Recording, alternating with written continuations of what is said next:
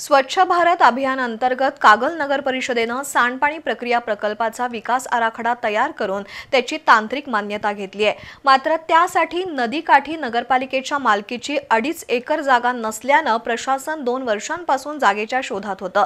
आता प्रकल्पासाठी लागणारी जागा निश्चित करून त्याचा प्रस्ताव नगरविकास मंत्र्यांकडे मंजुरीसाठी पाठवलाय। येत्या 3-4 महिन्यात त्याला मंजुरी मिळेल अशी माहिती जलअभियंता विजय पाटील यांनी दिली। हा प्रकल्प कार्यान्वित झाल्यानंतर दूधगंगा नदीचं प्रदूषण काही प्रमाणात रोखण्यास मदत होणार आहे। शासनाने राज्यातील नगर परिषदांकडून सन 2022-23 मध्ये स्वच्छ भारत अभियान अंतर्गत सांडपाणी प्रक्रिया प्रकल्पाचा विकास आराखडा मागवला होता।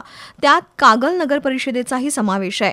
पुढील 25 वर्षाचा विचार करून कागल नगर परिषदेने 160 लाख लिटर क्षमतेचा सांडपाणी प्रकल्पाचा विकास आराखडा तयार केला।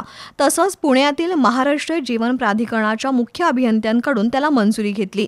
हा प्रकल्प सुरू करण्यासाठी नदीकाठी 2.5 एकर जागेची नगरपालिकेला गरज आहे। मात्र या प्रकल्पासाठी लागणारी आवश्यक जागा नगरपालिकेकडे उपलब्ध नव्हती। त्यामुळे प्रशासनाने काही जागांची पाहणी करून हा प्रकल्प मंजुरीसाठी नुकताच नगरविकास मंत्र्यांकडे पाठवला आहे। येत्या 3-4 महिन्यात त्याला मंजुरी मिळेल अशी माहिती नगरपालिकेचे जलअभियंता विजय पाटील यांनी दिली। मंजुरी मिळाल्यानंतर हा प्रकल्प मार्गी लागणार आहे। त्यासाठी 2026 सालही उजाडण्याची शक्यता आहे।